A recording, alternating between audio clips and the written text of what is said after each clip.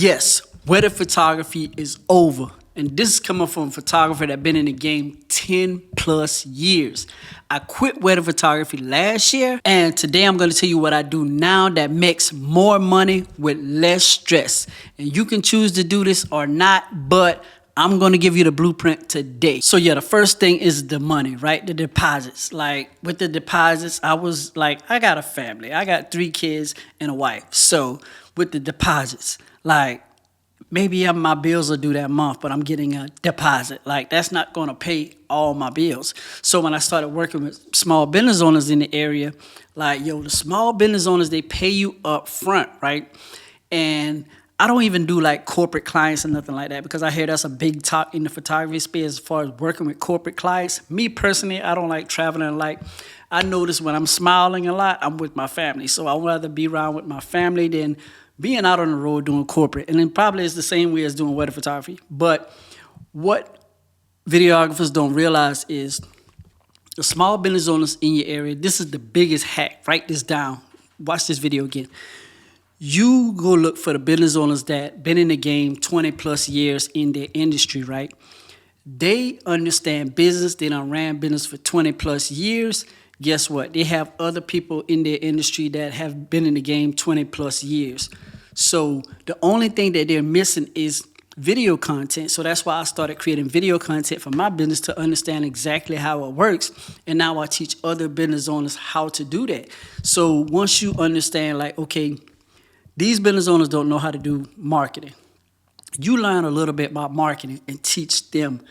And now those business owners that been in the game 20 plus years, like they got another way to grow their business without them even realizing it because they didn't know about the social media space. But if you come to them and be like, yo, you can really grow your business outside of here and make more money with your business because the people online don't know you. The people in your industry know you, but the people online don't know you. And once they see money coming in, like they're going to lock you in month to month so you can keep creating that content. And then guess what? Later on, other business owners that know them are going to be like, hey, what you doing over there? I see that your numbers are going up. Like, what's going on? Like, is the video content working? Yeah, that video content is working. That boy that worked with me with the videos, like, yo, he really helping my business. Like, that's how the word is going to get around to the other people that been in the game 20 plus years. You see what I'm saying? So yeah, lock in, twin. I'm telling you, corporate clients, ain't nobody got time for that. Local business owners in your area, you can just go out and just start prospecting them, going in, let them know what type of services you offer. Like that's the game changer. The second reason why I say the wedding photography is over is because you have to find these clients. Like these clients are, you don't know, like versus the business owners, you know that business owners know another business owner. So they're going to refer you, but you're getting a bride from here, over there, over here. Like it's random. So you don't know where your next bride is coming from. So it's hard to go and be a full-time photographer when you don't have the people that know exactly what you do, and then it's not a group of them together. So that was the biggest downfall in my business. I used to grow a social media platform, but like I have a bride in Charlotte, I have a bride in Columbia, I have a bride in North Carolina, I have a bride in Georgia. Like it's all over the place, right? So it's like I'm traveling all over the place, but like I still don't know where the next client is coming from. And on top of that, I'm scheduling my life way far in advance because with weddings, right? Like say for instance, they want to book a wedding in June next year. Like I'm already taking that time off of my calendar. So it's like, yo, I don't want to be a year out in advance and something maybe come up where I can celebrate with my family on that same date. And I can't do it because I'm locked in on a contract with a bride. So that's why you want to make sure that you like lock in with business owners because like if I book a business owner today, next week we're probably going to be shooting. And then the following week, I'll be able to give them the deliverables. So it's like that job is done. Move on to the next. But with weddings, you get a deposit. They lock you in. And then you got to wait on their date. And then who knows if you're going to feel like shooting that wedding. Lock in, twin. Third reason why I say the wedding photography is over is because the stress on a wedding day. Like us as photographers, like we can't even take our shots like after the wedding ceremony where we have to do all the photos of the wedding party, the wedding wedding guests and also like the bride, like the wedding planner, like we gotta fight with them how much time we need during that time. Like that's the most stressful part on a wedding day. Like nobody respects the photographer during that time. Like some wedding planners are good with it, but like who knows who's your next wedding planner you're gonna work with? So that's why it's like, yeah, you're getting ready for the wedding that morning. You'd be like, I don't even know if I'm gonna have a good day or a bad day. So that's the biggest thing as far as stress on a wedding day because like the bride's stress, the groom's stress, the people in the wedding party, like they be hating sometime on the bride and groom. It's a lot of stuff you gotta deal with that. Sometimes it's bad energy with the guests. Like it's so much on a wedding day, and then you have to be on your feet for 8 hours and then like go home and go through all those images. Like, is that worth it? Fourth reason why I say weddings are over is because like, yo, twin, working Saturdays, like, bro, I used to work at least 2 or 3 Saturdays a month, right?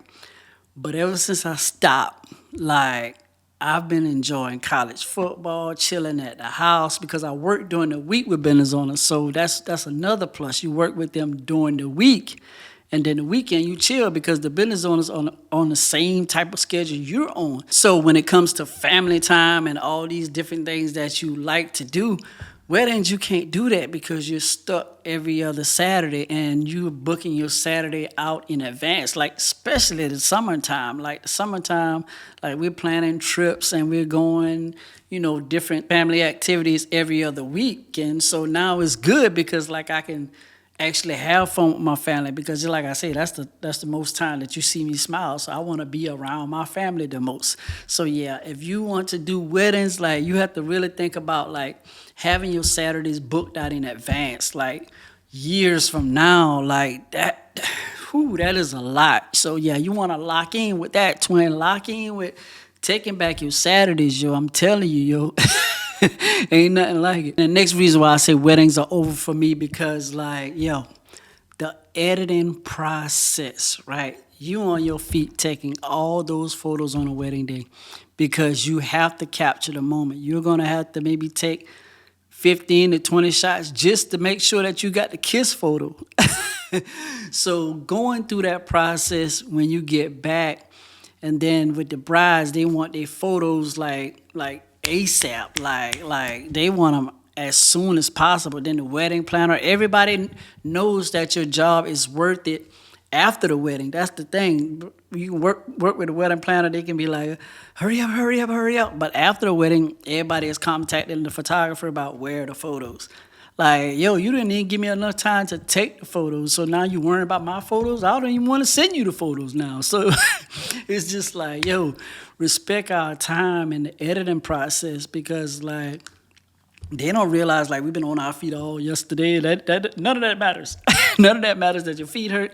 None of that matters to them. So that's why you want to make sure that you understand there's going to be a lot of editing with doing these weddings. Like you could go to 1,000+ photos and you got to go through all those photos.